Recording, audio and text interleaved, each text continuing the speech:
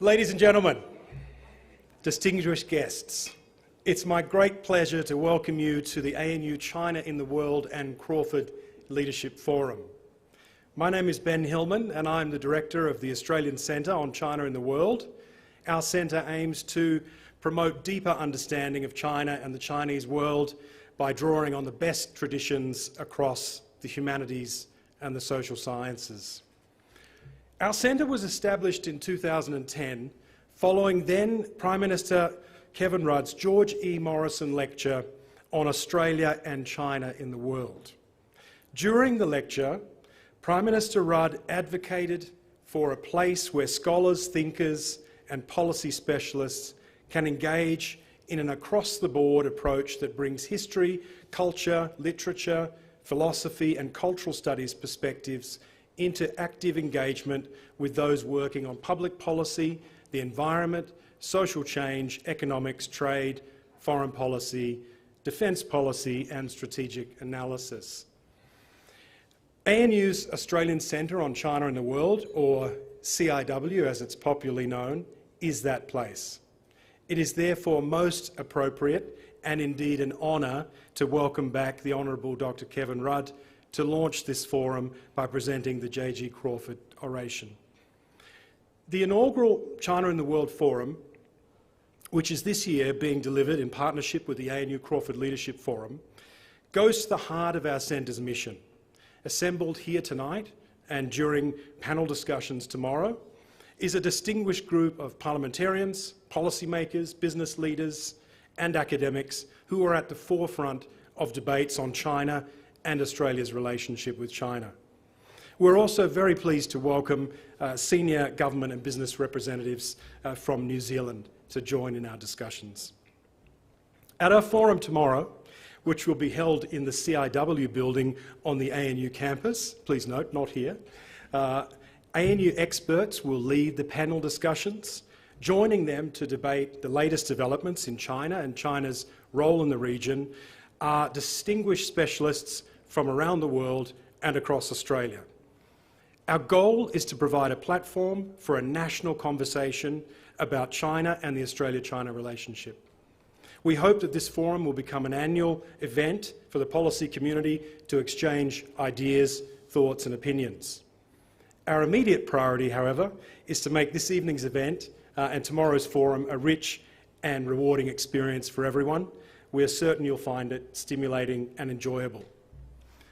Before we continue with our proceedings tonight, I'd like to invite Mr. Paul House to welcome everyone to the Indigenous Australian lands on which we meet.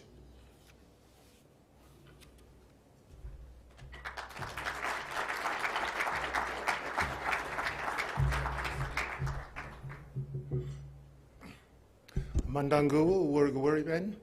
Thank you very much. Good evening, everyone. Yuandu, Paul Girawa House. My name is Paul Girawa House. Nadu, Maradu, Marai Biringu, Murundurai, Gujigang, Nyambri, Nurambang. I was born here at the centre of my ancestral country at the Old Canberra Hospital. God bless it. Anyone born in the Old Canberra Hospital? Only two people. It's great to meet some Old Canberra Hospital alumni. So muru bango bala, wingana go, yambo wan bango nara nara. First to know the nature of things. So Yinjamara Bala, Dr. Matilda Williams House. My respects to my mother, Dr. Matilda Williams House.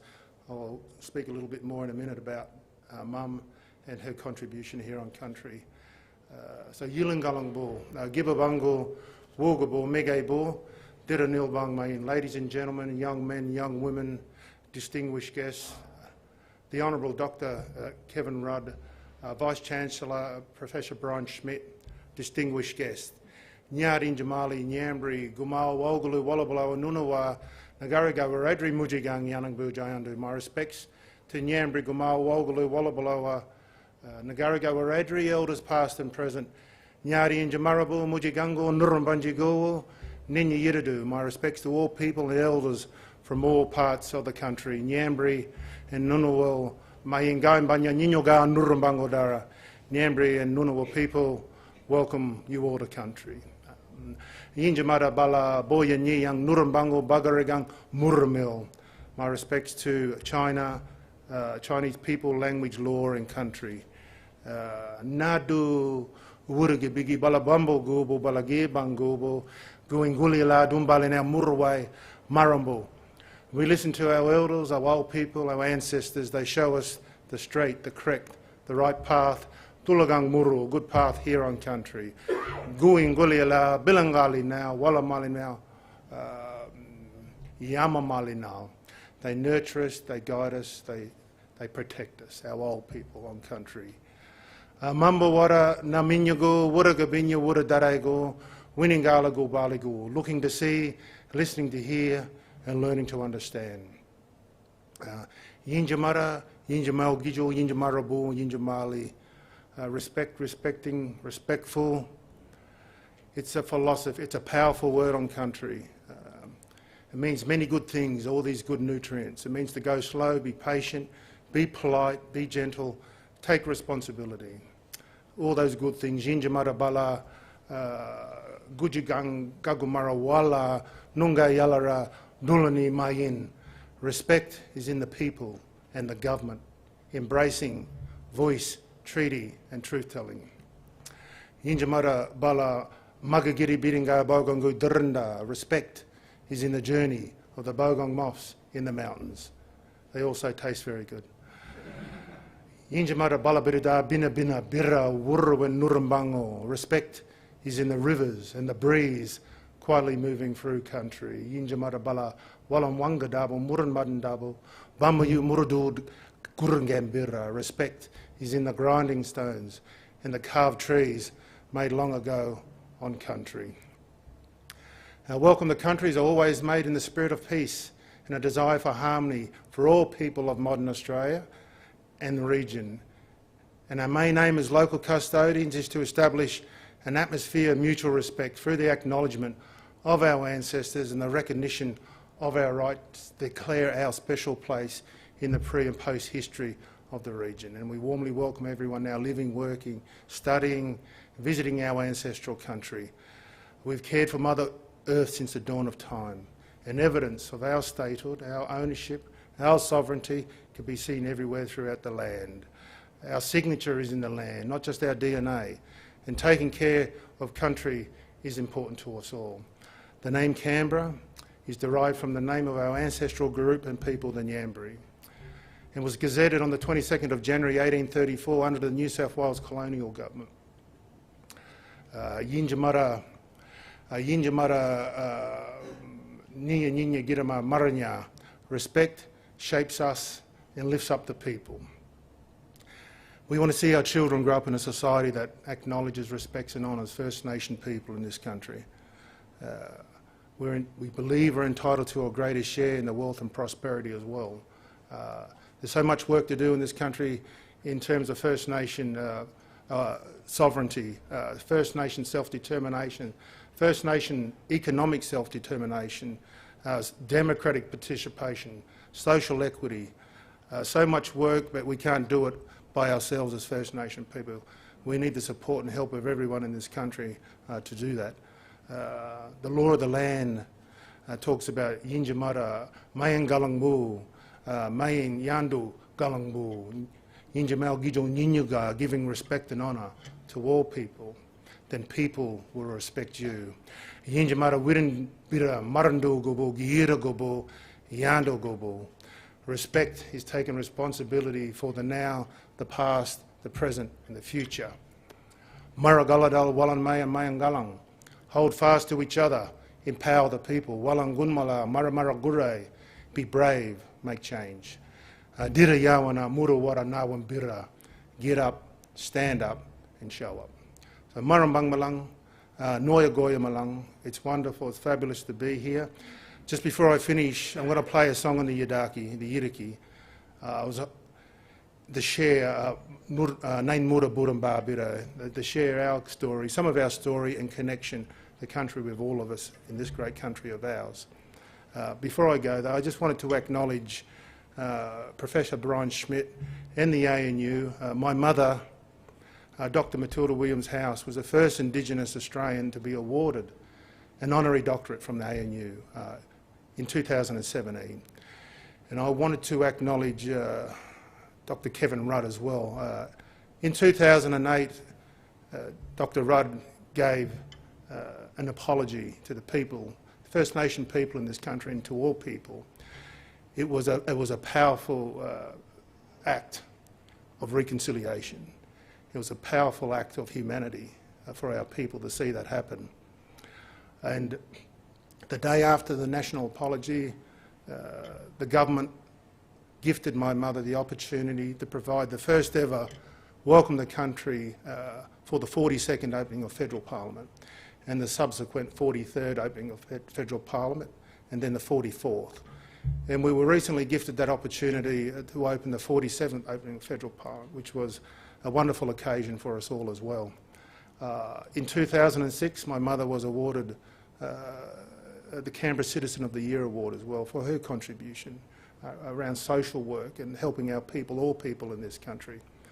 So with that, I'd like to say, Guayambana Gurabari, welcome, Mandangu Wurragawuri. Thank you very much.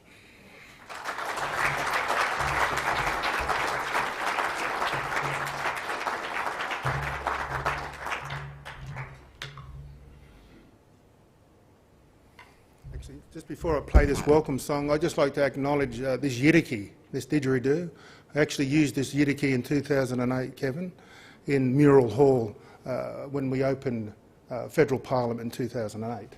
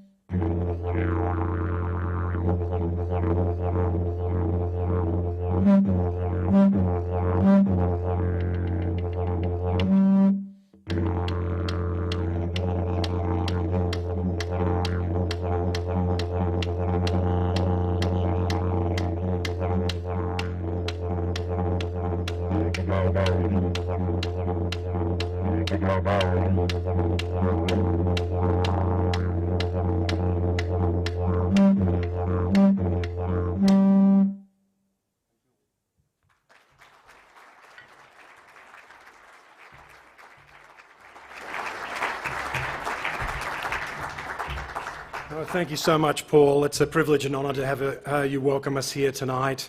I'd now like to welcome ANU Chancellor, the Honourable Julie Bishop. The Chancellor was regrettably unable to attend in person tonight, but has a few words to share with the audience via video. Immediately after the video, ANU's Vice-Chancellor, Professor Brian Schmidt, will say a few words of welcome and introduce our other distinguished speakers. A quick reminder to everyone, please, we're live streaming tonight, so we'd be grateful if you could keep movement and noise to a minimum. Thank you. Good evening from Perth, and thank you for attending the 2022 JG Crawford Oration, brought to you with the generous support of our sponsors, Mirvac. I can't join you this year as I'll be in the United States at the McCain Institute at Arizona State University, where I was honoured to be the Henry Kissinger Fellow in 2021. This year's ANU Crawford Leadership Forum differs from the previous 8 iterations. We've partnered with the ANU Centre on China in the World to present the inaugural ANU China in the World Forum. The 2022 program will serve as a platform for timely debate about economic, social and political developments in China, its role in our region and its impact on Australia's foreign policy. ANU was established in 1946 to create a research-intensive and educational institution to meet the needs of post-war Australia. Today, the Australian National University is still the first and only national university, and by the way, also the only university in the world with a Nobel laureate as Vice-Chancellor. We're very proud of our Professor Brian Schmidt. Tonight you will hear from one of my former colleagues and good friend, the Honourable Dr. Kevin Rudd, who will deliver the JG Crawford Oration. This oration was first established to recognise Sir John Crawford's outstanding contributions to ANU as Chancellor, Vice-Chancellor and Director of the Research School of Pacific Studies, one of ANU's 4 original founding research schools. Sir John exercised remarkable influence nationally and internationally. He was a key player in reorienting Australian economic policy and has long been regarded as one of the most influential Australians of the 20th century. He left an incredible legacy, and so it is very fitting that as a former Prime Minister of Australia, Kevin will deliver tonight's address. We have some of the best and brightest minds coming together for this year's forum. I hope you all enjoy the rich discussions as we further our understanding of developments in China and their consequences for Australia and the wider region. Brian, over to you.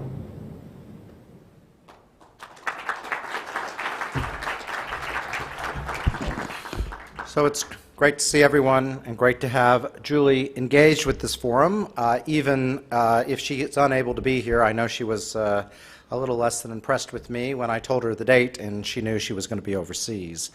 The Crawford Leadership Forum was the brainchild of our previous Chancellor, Gareth Evans, and it's great to have it live on, especially in this particularly potent form, I think, this year.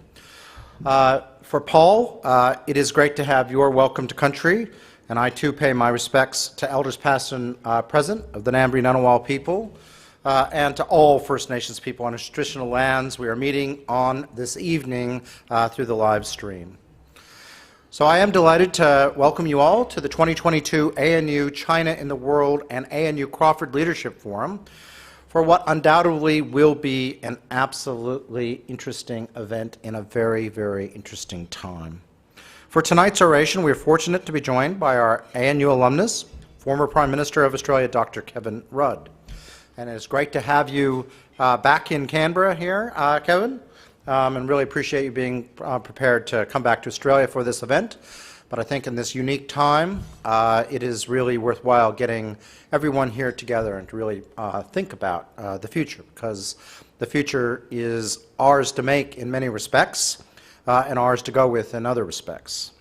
It's also great that we have a number of people from government, Jan Adams from the Department of Foreign Affairs and Trade, Steve Kennedy from Treasury, David Olson from the Australian-China Business Council, Hugh Mackay from BHP, and Eamon O'Shaughnessy, the Deputy High Commissioner from New Zealand, who's over here with a good group of people from New Zealand. It is incredibly timely to be hosting these discussions with our Prime Minister just having met Xi Jinping, and the Chinese coming and beginning to open up after 3 years of COVID. In the Prime Minister's own words, we should see this meeting as constructive, and we will cooperate where we can, disagree where we must, and engage in our national interest. It does set the tone, I think, for the next few days.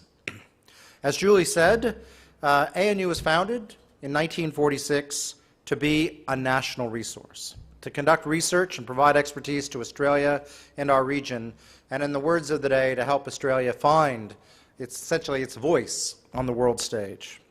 And today we continue to have a responsibility to contribute to and shape public debate on issues of importance to the nation. And so that is something we have done for the last 75 years, and we will continue to do into the future. For many decades, we in Australia have had a front row seat watching the rising prosperity of China in both our region and the world. We've also had the opportunity to educate students and foster strong relationships through our alumni, and that means we can go through and talk to government, through universities, business and research institutions, and we can do that no matter, almost under any circumstance that presents itself these days. China has changed the world in ways we're still trying to understand and come to terms with, and that's why tonight's presentation is such an important contribution to our discussions. I am now going to hand over to Susan Lloyd-Hurwitz, the CEO and Managing Director of Mirvac and the newly appointed President of Chief Executive Women. Mirvac are our valued partners in the ANU Crawford Leadership Forum and tonight's oration, and so I'd like to thank Mirvac and the entire team for their support. It's really valuable, and especially the support of tonight's event and the coming days. So Susan, welcome and thank you.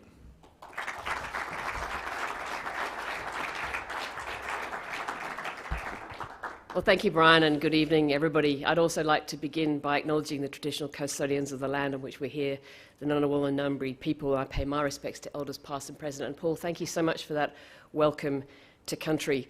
Mirvac is an urban asset creator and curator, and as such we're very conscious of the impact that we have on country, and we very much view the sacred link that the First Nations people have with this country as a gift to all Australians.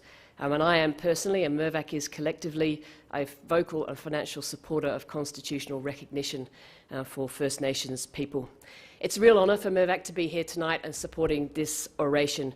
And we're very proud to support an event that encourages discussions on topics that have the potential to impact and influence business, government and academia here in Australia.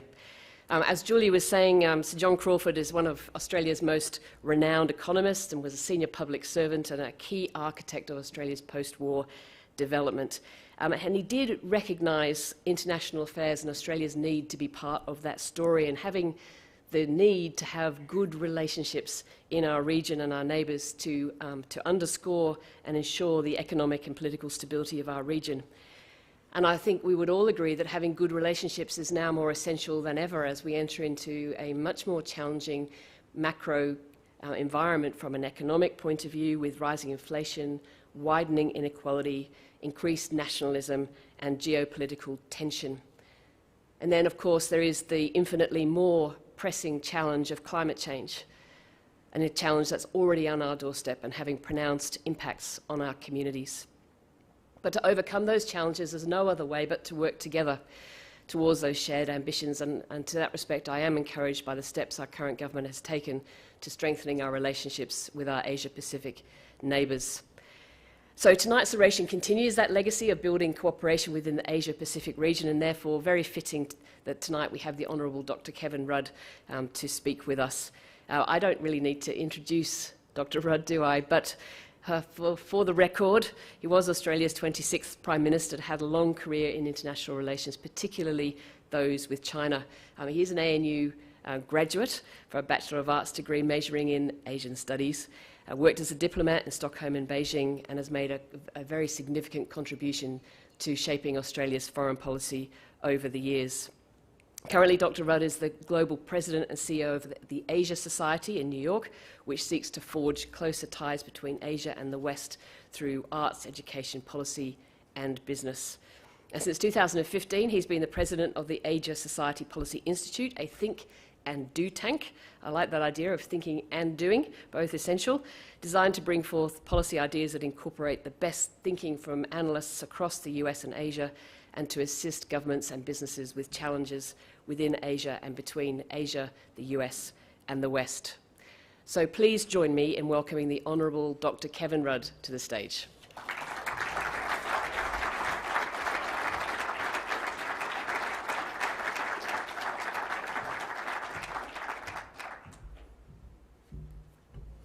Thanks very much for the warmth of the welcome.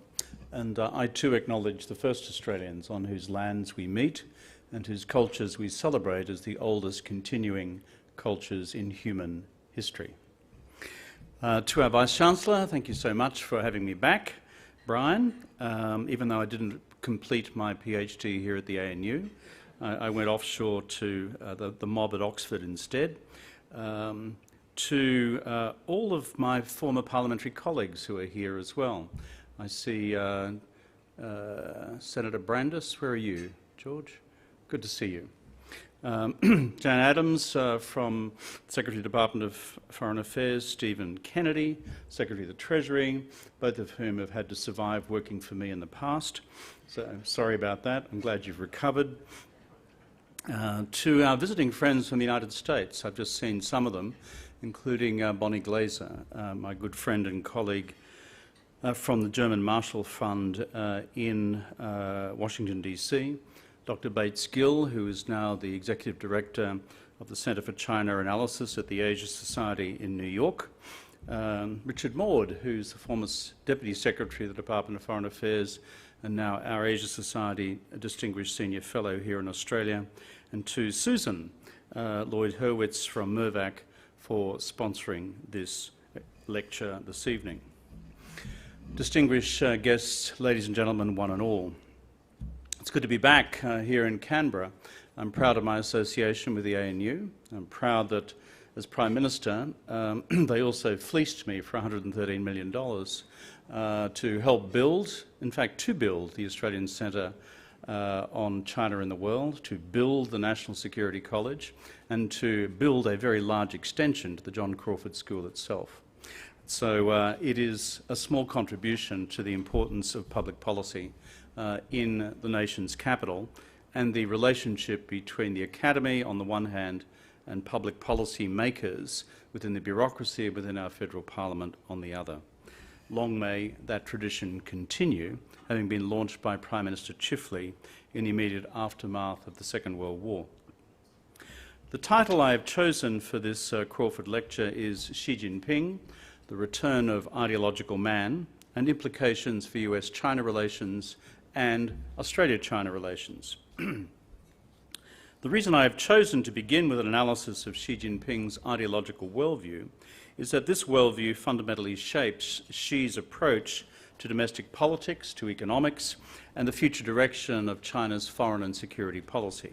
It has become unfashionable within China analytical circles over recent decades to pay close attention to the internal ideological debates of the Chinese Communist Party. I fully understand the reason for that. In large part, it's because Deng Xiaoping himself, in launching the period of reform and opening, told the Communist Party to cease and desist from continued theoretical debate. 不争论, and that basically shut it down for quite a long period of time. This, of course, followed that tumultuous period in Chinese politics, including the Cultural Revolution. And at the conclusion of that debate, Chinese politics and economics lay in total disarray. Indeed, the legitimacy of the party itself had virtually cracked as people's livelihoods were cast aside in the name of Mao's purest pursuit of a Marxist-Leninist utopia. In domestic politics, there had since been an unprecedented level of political experimentation during the 1980s leading up to the catastrophic events of Tiananmen in 1989. And while Deng decisively ruled out any political usurpation of the central role of the Leninist Party through the brutal measures he took in 1989, his designated successors, Jiang Zemin and Hu Jintao, undertook a long-term series of so-called political reforms, 政治体制改革. These included experiments in local-level democracy, straw ballots within the Communist Party for the election of its own leadership, as well as a proposal in 2002 to allow private entrepreneurs to join the ranks of the Chinese Communist Party. Within the economy, we are all familiar with the period of reform and opening, when bit by bit market forces were slowly introduced into the allocation of resources across the Chinese economy, in stark contrast to the decades of stifling central planning that had preceded it. Furthermore, the unleashing of market forces at home saw the rapid rise of the private sector at the expense of the state-owned sector. This was reinforced by a new direction in Chinese foreign policy under Deng that placed China's domestic economic development at the absolute centre of China's international relations. In short, Deng Xiaoping made foreign policy the servant of China's economic policy. He made it the servant of China's reform program, both at home and China's growing economic globalisation abroad. China took a deliberate decision at the time to work within the framework of the US-led international economic system. And after it succeeded in securing membership of the World Trade Organization in 2002, China triggered the next 15 years of spectacular economic growth, when its access to both US, European and other markets became complete. It was during this decade and a half-long period that China in effect became the world's factory. As a result, Chinese foreign and security policy throughout this period adhered to Deng Xiaoping's doctrine of hide your strength, bide your time, never take the lead. This was subsequently referred to as Deng's diplomatic guidance notes. These were referred to repeatedly by both Jiang Zemin and Hu Jintao in discouraging China's international policy elites from becoming prematurely assertive. My overall argument is that it was the ideological resolutions of the party way back in 1981 and 1982 which established the political framework within which the subsequent policy revolutions unfolded across domestic politics, the political economy, as well as foreign and security policy. It created the China with which we all became familiar over nearly 4 decades. The rise of Xi Jinping represents a deep departure from these long-entrenched ideological norms. In domestic politics, this process began soon after Xi was appointed as General Secretary in November of 2012. As of July of 2013, Xi delivered an extraordinary speech to a national conference of ideological and propaganda work, which outlined the absolute centrality of Marxist-Leninist ideology for China's future. Xi recounted at considerable length his view that the collapse of the Communist Party of the Soviet Union and the subsequent dismemberment of the Soviet Union itself began with ideological rot. Xi's diagnosis of Soviet collapse gave rise to his instruction to the party's central apparatus from the very beginning of his tenure to embark upon a program of restoring ideological and political rigour to everything that the party did.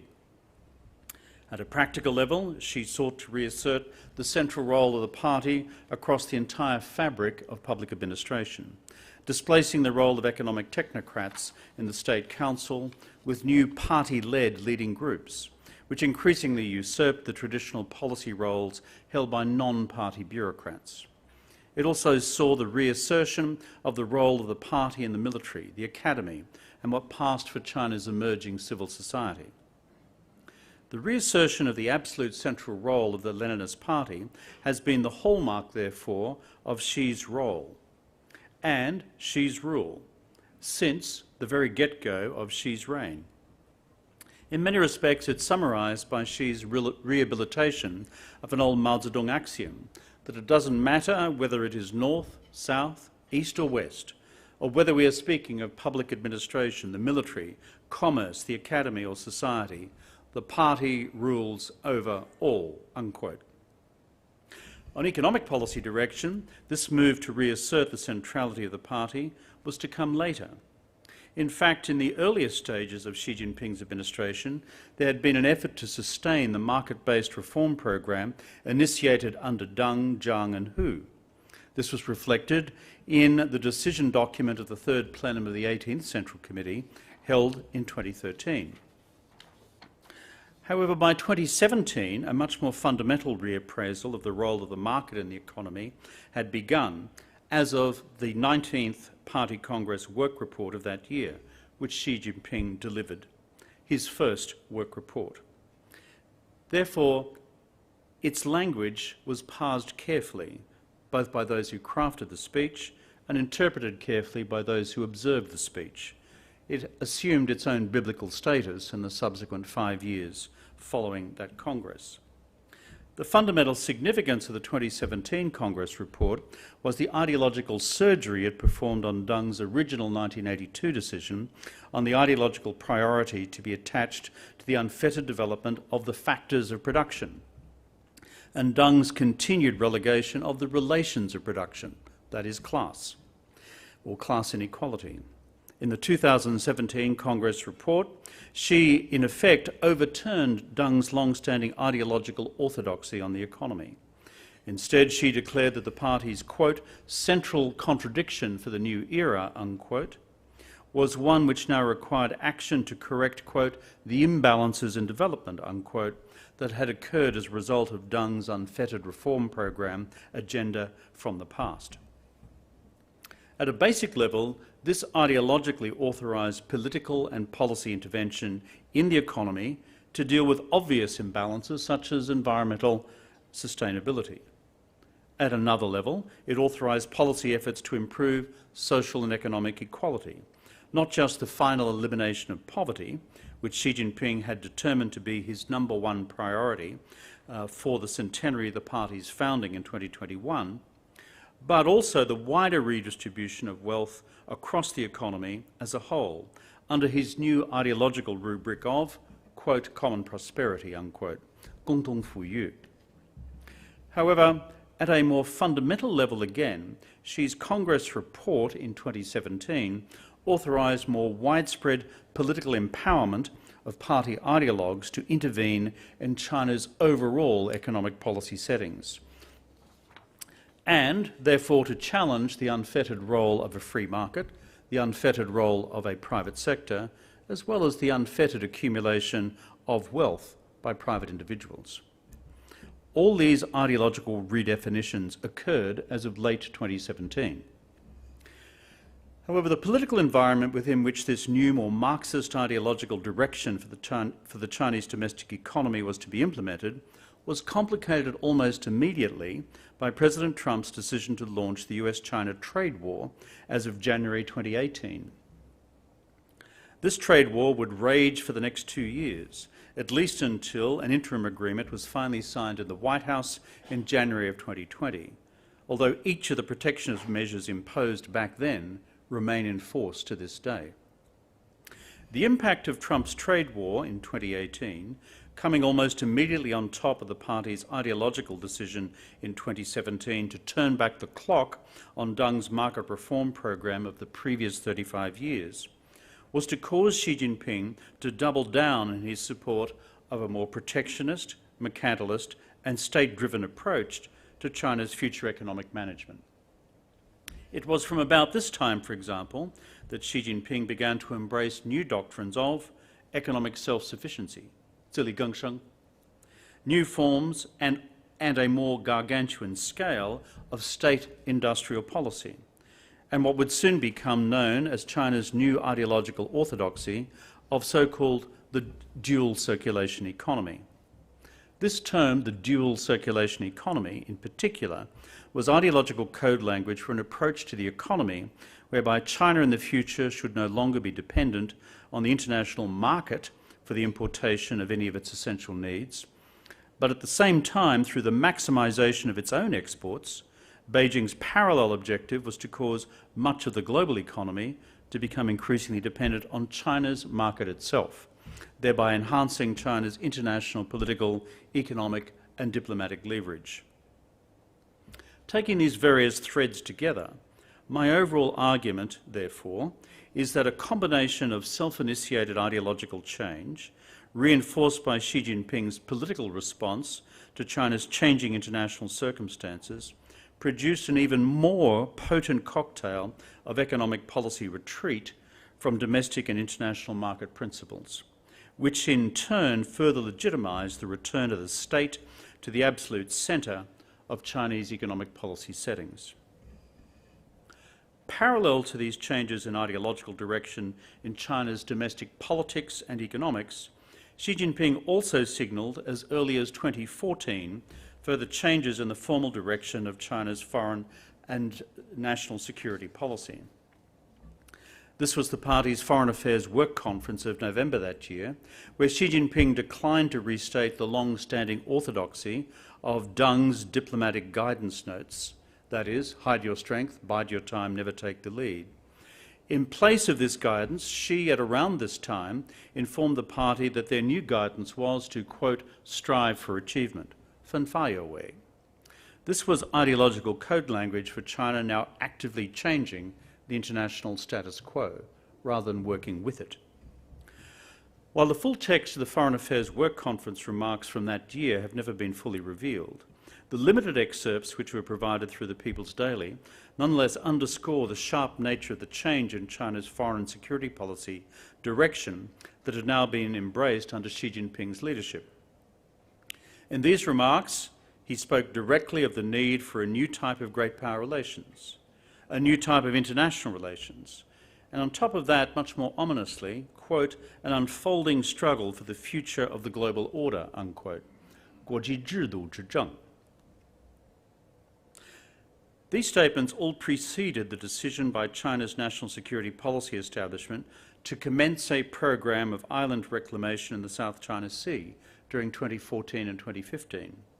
It also heralded a more assertive and, in certain places, confrontational foreign and security policy posture in China's dealings with its neighbours, whether it was Japan, the Republic of Korea, or with Southeast Asia over conflicting territorial claims in the South China Sea, and with India.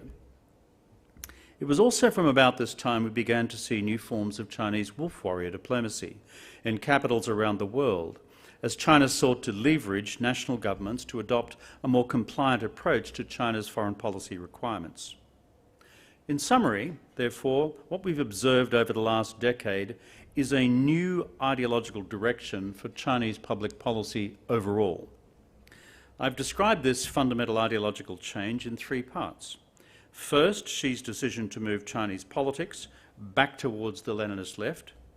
Second, his decision to move the centre of gravity of Chinese economic policy more towards the Marxist left. And third, to incrementally move towards a more assertive Chinese foreign and security policy posture and moving it more to the nationalist right.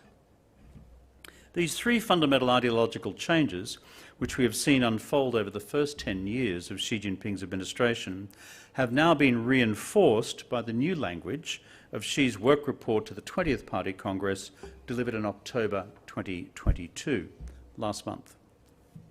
I've written on this elsewhere, but in summary form, what we see in the 2022 report is a further entrenchment of Xi's Marxist-Leninist ideological settings. For example, the term struggle itself is used on an inordinate number of occasions. The reassertion of a more Marxist approach to the economy can be found not only in the born-again role of the Chinese party, state and state-owned enterprise sector, most particularly in the area of technology innovation, but also in a deepening of the income redistribution agenda through the pre-existing common prosperity agenda, as well as new and as yet unspecified provisions on the regulation of wealth accumulation. Most importantly, on China's international agenda, the 20th Party Congress report no longer refers to peace and development being the overall trend of our times. Consistent with the Deng Xiaoping ideological framework outlined above, this phrase, peace and development being the overall trend of our times, had been a standard feature of all previous Party Congress reports going back to the 12th Party Congress in 1982. Its code language was clear. The party had assessed that there were no major wars on the horizon that could potentially involve China, therefore enabling the party to concentrate fully on the central task of economic development. Importantly, for our purposes here, that phrase, peace and development are the overwhelming trend of our times, has disappeared from the 20th Party Congress report of last month. Instead, we see warnings to the Chinese system about China's increasingly serious and grave strategic environment, on the need to prepare for, quote, the dangers of peacetime, unquote, as well as to make preparations for, quote, the gathering storm, unquote. Furthermore, the PLA is specifically enjoined to, quote, prepare for war, unquote, as well as parallel injunctions to make further preparations for its combat forces, resources and operational readiness. In other words, Xi Jinping has put his country on a new national security footing. Not an imminent invasion of Taiwan. The language on Taiwan actually is relatively moderate, but we would be blind not to recognise the change in sentiment and tone and content of this new national security footing for the medium to long term. In overall terms, what Xi has done in the 20th Party Congress report is to double down on the ideological directions conveyed to the party and the country on domestic politics, on the economy, and on its foreign and security policy settings that had been outlined from 2012-13, and in the case of the economy, from 2017 on. The biggest qualitative change, however, in Xi's ideological language in the 2022 work report lies in his formal assessment of China's deteriorating external environment and the preparations that now must be made in order to meet the dangers he believes China now faces in the decade ahead. So what does all this mean for the future of US-China relations? I argue that the underlying structure of US-China relations is shaped by three factors. First, the current state of the balance of physical power between Washington and Beijing. Second, Xi Jinping's new strategy of assertiveness since 2012. And third, the US decision to respond to China's changing strategic capabilities and intentions through a new and increasingly bipartisan doctrine of, quote, strategic competition, unquote. On the first of these factors, the balance of military power across the Taiwan Straits, that balance has been moving in China's favour for some time. The reality, however, is that neither China nor the United States, including within that equation Taiwan's own national defence forces, at present has an overwhelming preponderance of force that would remove the strategic risk of failure in the event of a general war. As for the balance of economic power, China, according to purchasing parity pricing, has long been the world's largest economy. Measured by GDP at current exchange rates, however, it remains the world's second largest economy. Whether or not China can close that gap in the decade ahead will depend very much on Beijing's future growth rates, given the major headwinds that the country now faces. These include the significant ideological adjustments to China's traditional growth model that I have referred to already. As for technological power, there are different arguments about the 10 principal categories of strategic technologies which China itself identified in its Made in China 2025 strategy, launched originally in 2015. But in terms of core technologies, it is generally argued that China is closing fast, although the gap in the most advanced categories of semiconductors, that is 3 to 6 nanometers, still remains somewhere between 3 and 5 years when measured against the United States and its closest allies. On Xi's newly assertive strategy towards the United States, the ideological underpinnings for this approach I have already outlined in my earlier remarks. Xi calculates that he can now leverage Chinese power more in changing the international status quo in a direction more accommodating of Chinese national interests and values. He also calculates that the US and the West is in stark decline, summed up in his ideological aphorism on the rise of the East and the decline of the West. 东升西降. On American strategic response in the form of strategic competition, the Biden administration has been adding to the framework first laid down in 2017. We've seen this in Secretary of State Blinken's China strategy launched in May 2022. We've seen it in the National Security Advisor Jake Sullivan's National Security Strategy released in September 2022. And we've also seen it with the National Defence Strategy of October 2022.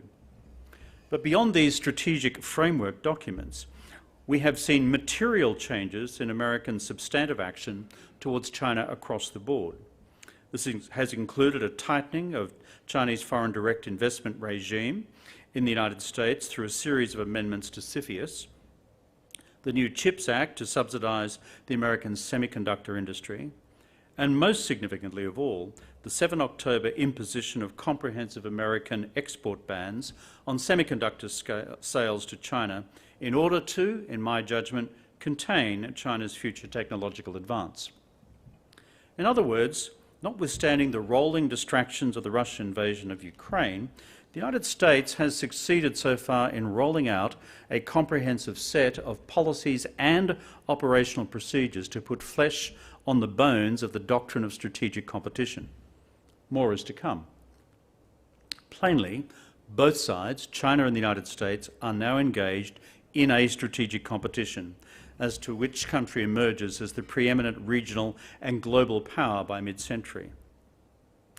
Therefore, whether we like it or not, we are now in the midst of this competitive race.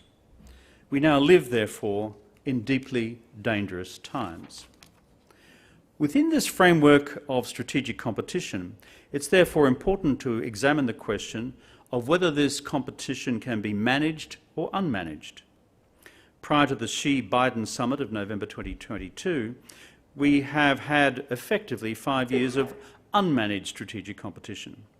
By that I mean there have been no effective rules of the road, no strategic guardrails, and a bilateral relationship increasingly in freefall, without any bilateral mechanisms in place to effectively manage destabilising incidents along the way. We saw this most spectacularly in terms of China's live fire drills following Speaker Pelosi's visit to Taiwan in September. The problem with unmanaged strategic competition is that it's dangerous. There is a real and living danger that it can result in war by accident, namely accidental incident, escalation, crisis, conflict and war. We've seen this script many times over in the uglier chapters of the history of international relations. It's for these reasons that for the last 18 months, both in the United States and in China, I have argued for an alternative strategic framework called managed strategic competition. It's a realist argument, not an idealist argument. The argument is based on the premise that neither side, at least at this stage, is prepared to roll the dice in support of a war by design against one another over the question of Taiwan. And that logic, once again, is anchored in the reality that both sides currently regard such an undertaking as too risky. In other words, they might lose. Based on this, the challenge right now is to reduce the risk of war by accident for the short to medium term. There are three elements to this concept of managed strategic competition. First, agreeing on principles and procedures for navigating each other's strategic red lines over Taiwan, the East China Sea, the South China Sea, the Korean Peninsula, cyber and space, that, if inadvertently crossed, would likely result in military escalation. This would mean constructing strategic guardrails around each, or if you like, basic rules of the road. Second, mutually identifying the areas of non-lethal, non-security policy, non-lethal national security policy, competition, foreign policy, economic policy, technology, for example, semiconductors, and ideology, where full-blown, albeit non-lethal strategic competition is accepted as the new norm. And third, deploying sufficient political and diplomatic capital to define still those areas where continued strategic cooperation, for example, on climate change, global financial stability, global macroeconomic management, nuclear non-proliferation and global public health, is both recognised, encouraged and embraced. All three parts of this overall concept of managed strategic competition would of course need to be embraced within a joint political framework.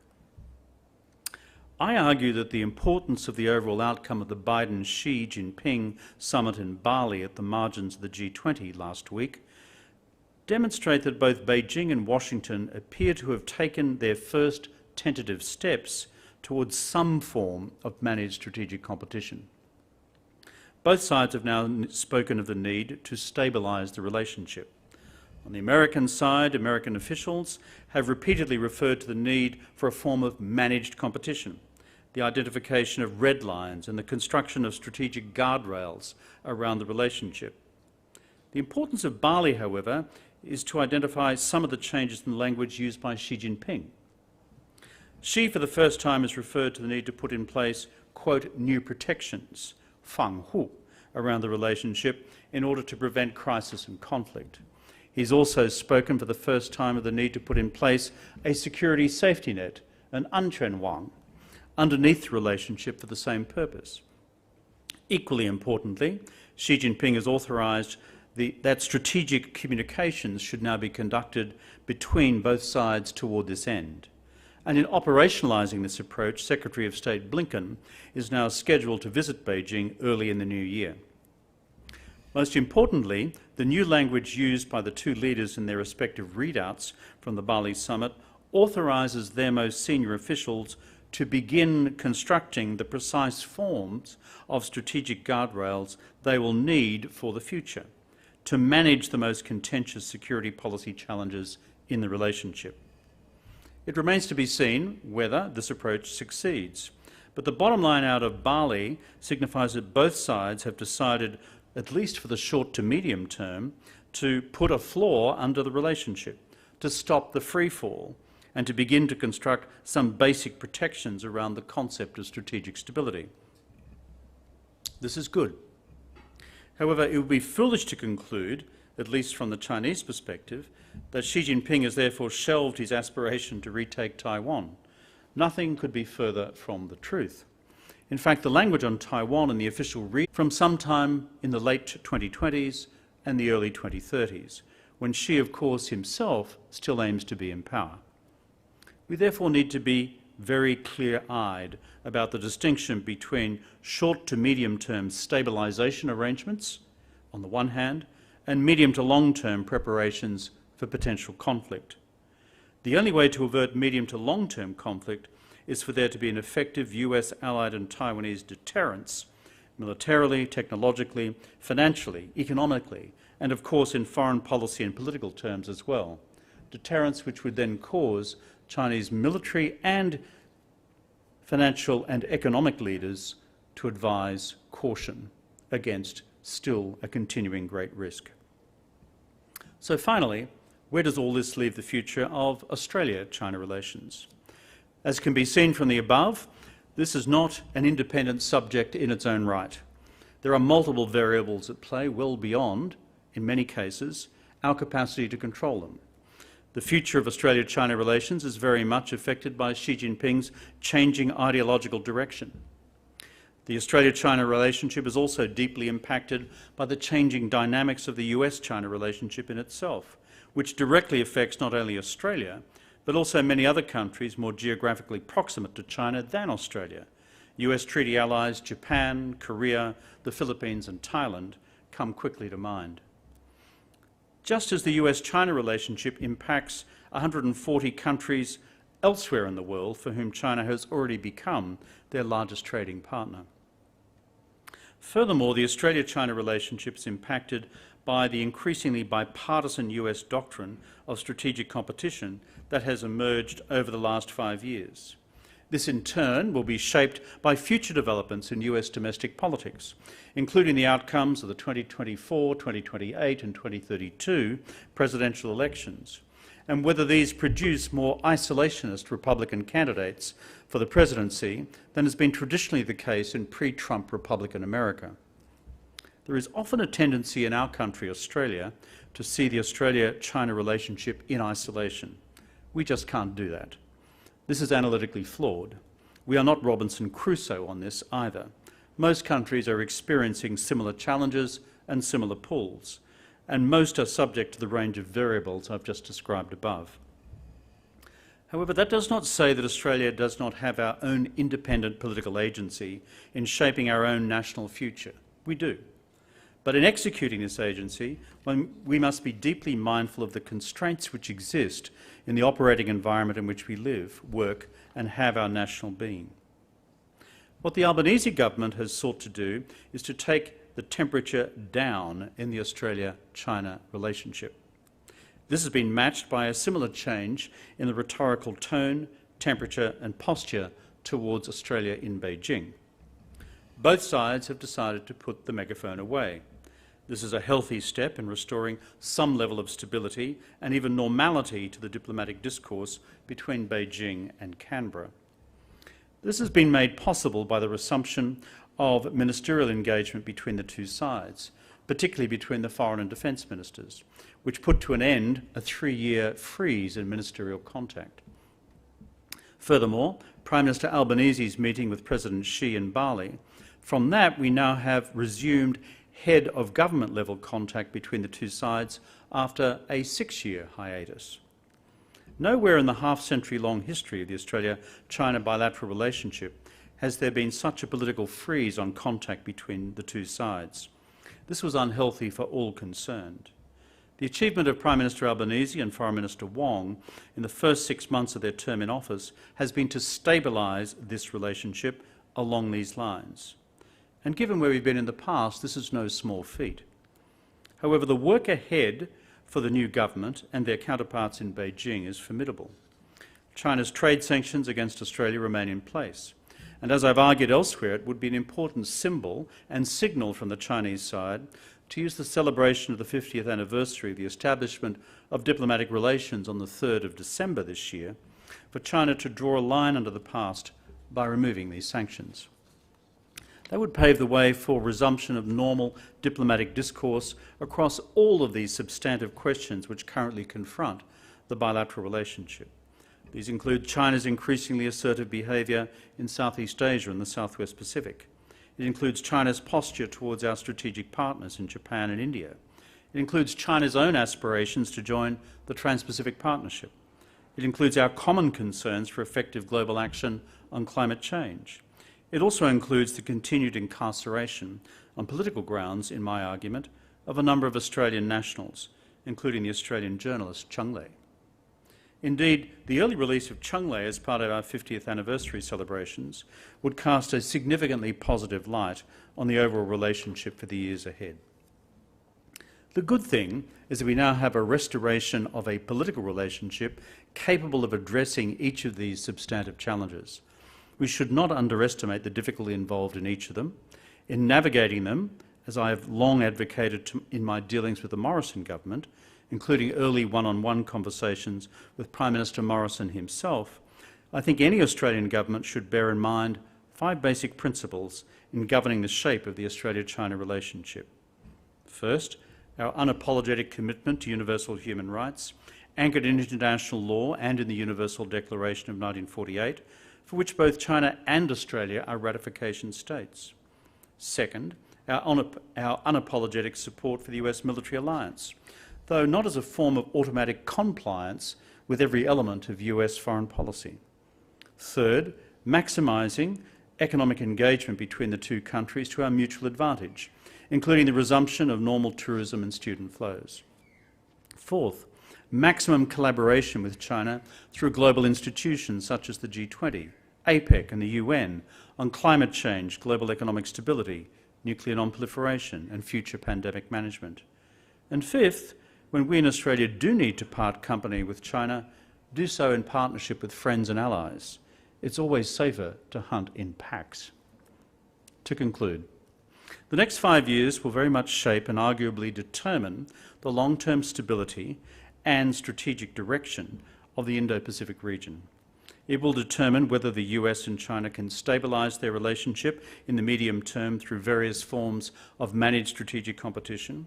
It will determine the success or otherwise of US efforts to deter China from taking medium to long-term action, military action against Taiwan.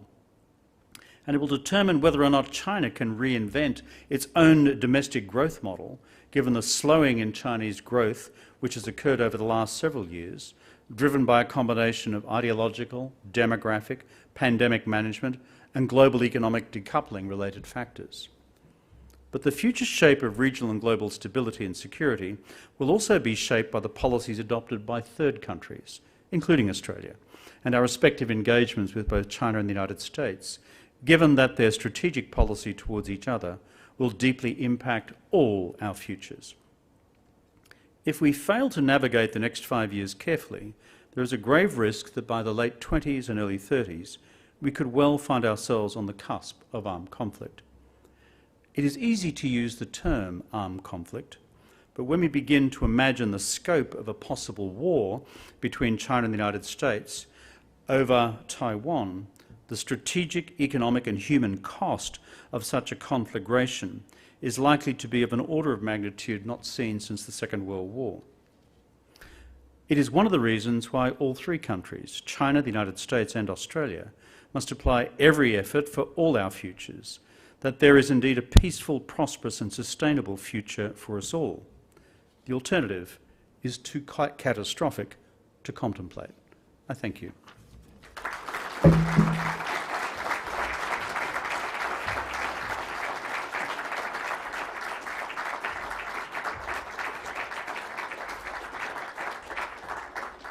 Thanks very much.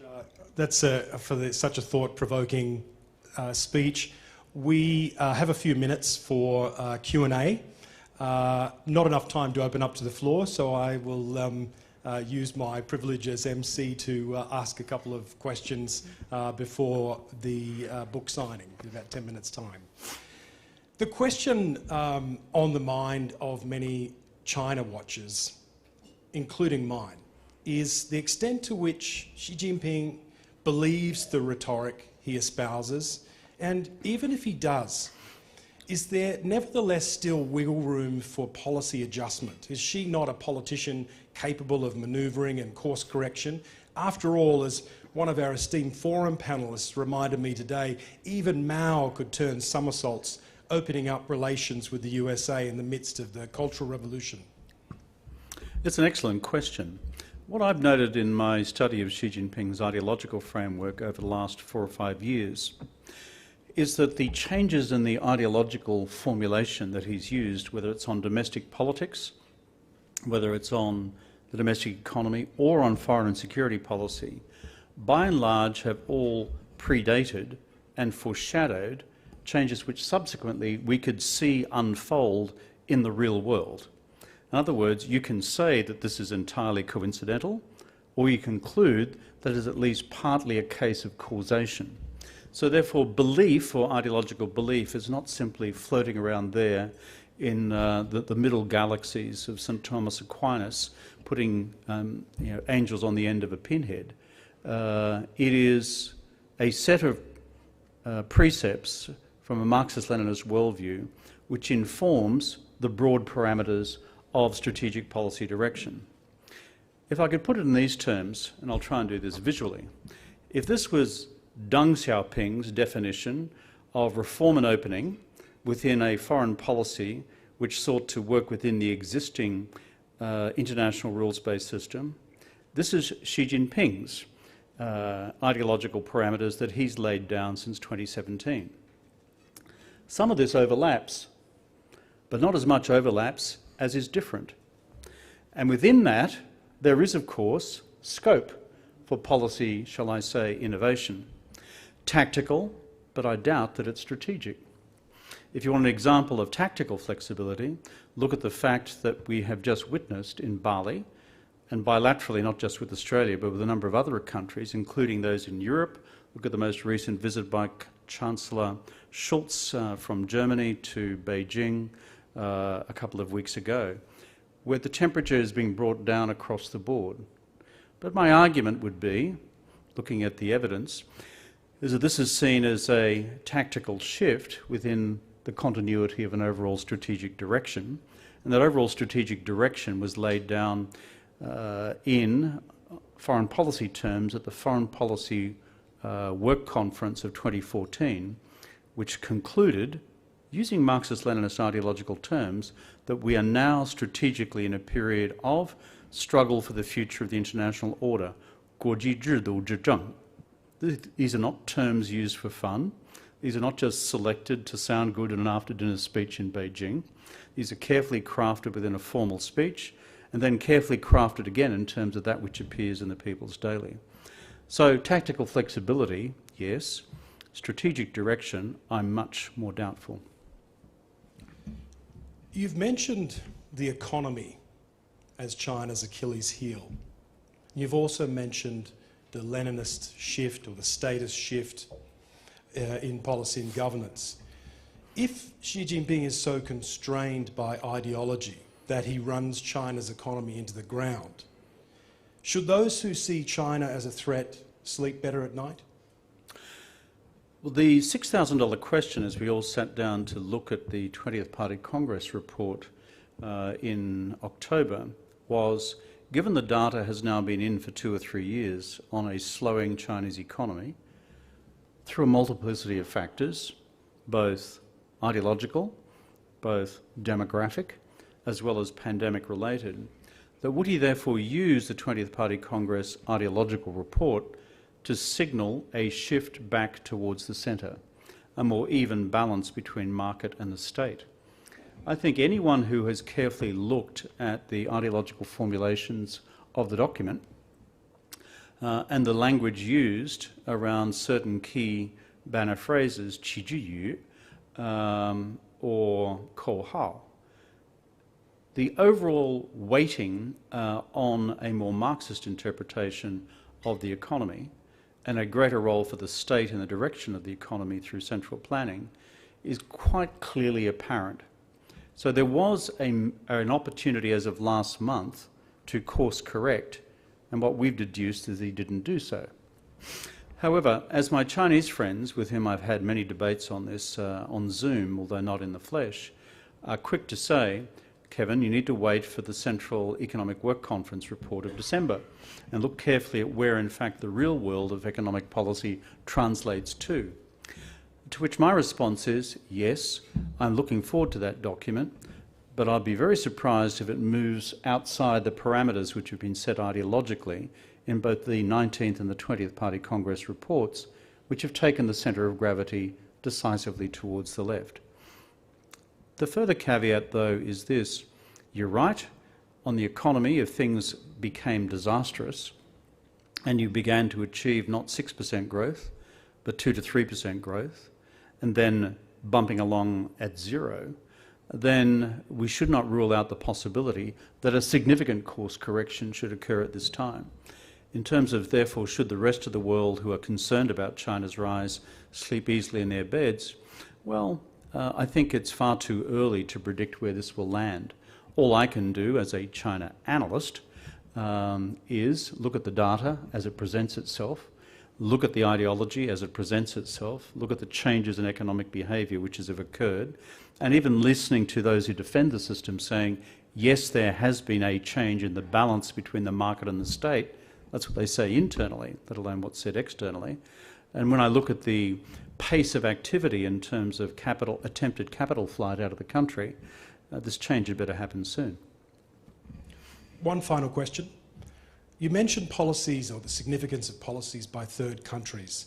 How can Australian and New Zealand policymakers prepare themselves to operate within a frame in which ideology is now more central? I think we need to, as two countries, including our friends who are here visiting from the United States, be focused on what I think are two underpinnings, core structural realities. And then you work within the grain of that and you seek to move it to the extent that you can. The first of those structural realities is what I've described before, is for the next 5 years, I think what Xi Jinping and President Biden have indicated is an attempt to take the overall temperature down, an attempt to stabilise the relationship, to put a floor under the relationship. So third countries, be they allies of the United States, friends of China, or a combination of the above, need to find the opportunity to impress upon both Beijing and Washington that this form of managed strategic competition is good for us all, and furthermore, should be long-term, not short-term. On the second underlying structural reality, which is again taking Xi Jinping at his word about long-term preparations over Taiwan, by which I mean any time from the late 20s to the 2030s, early 2030s, then I think there is a combined interest for friends, partners and allies of the United States to turn their mind carefully to the proper construction of an effective medium to long-term deterrence. That is not just necessarily militarily, exclusively. It is also financial and economic, and that's where Europe is central.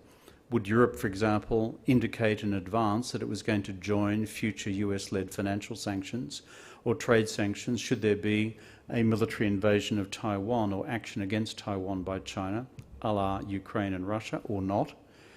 And a political question of political resolve in the good old USA itself, that is, will those forces in the United States currently in the ascendant, arguing for a robust policy towards China over Taiwan, be able to be self-sustaining into the future as well? Or will they be derailed by the new isolationism of part of the Republican enterprise? So these, I think, are the various elements which constitute longer-term deterrence or the absence thereof. Great. Thank you very much. Would you please join me in thanking Dr. Rudd for a fabulous oration?